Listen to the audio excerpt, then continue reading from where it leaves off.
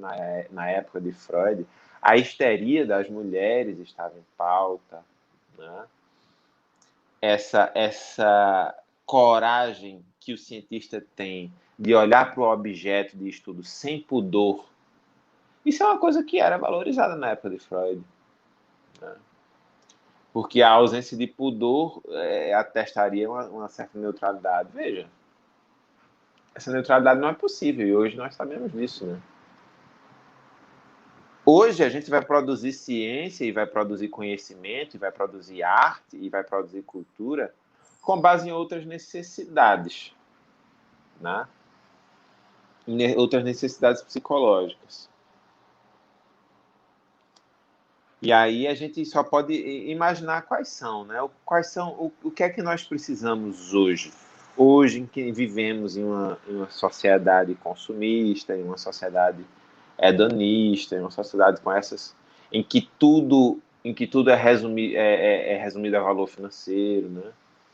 Essas características materiais, elas se refletem em necessidades psicológicas também.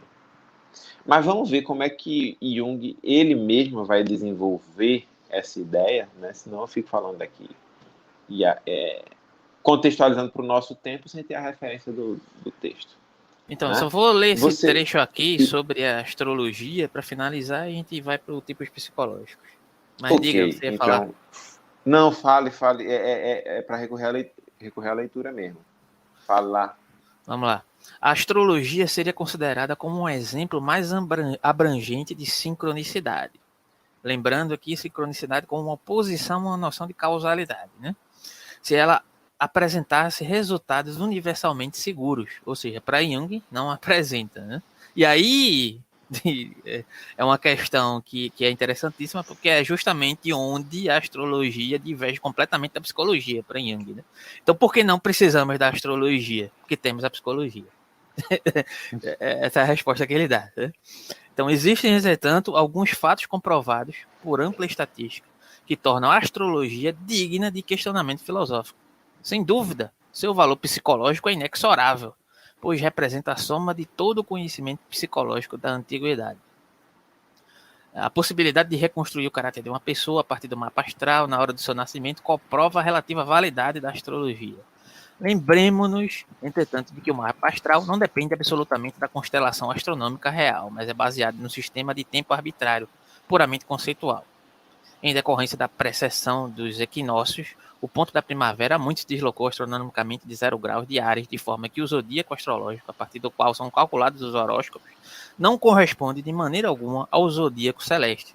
Se considerarmos a existência de diagnósticos astrológicos corretos, estes, sem dúvida, não se baseiam nas influências dos astros, mas em nossas hipotéticas qualidades do tempo.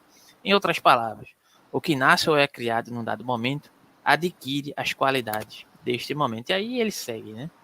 Mas aí acho que já fica bem claro justamente onde ele coloca esse ponto de por que, na visão dele, a astrologia seria dispensável, porque já temos a psicologia e esse tipo de conhecimento ele se tornou, digamos assim, dispensável, né? Ele só serviria no sentido de um direcionamento psicológico, enquanto essa relação de sincronicidade que exige essa relação de significado para com algo, né? Para com uma noção externa. Fazendo um comentário. O conceito de sincronicidade ele é interessante, sobretudo porque não é fácil a gente imaginar uma relação que não seja uma relação de causalidade, né? Quer dizer, eu estudei direito, lá se falava em relações de imputabilidade, imputação entre as normas, mas isso é uma invenção, né? Aqui a gente está falando de relação de representação, né? Relação de significante e significado. Né? E essa é o tipo de relação mais própria do pensamento humano.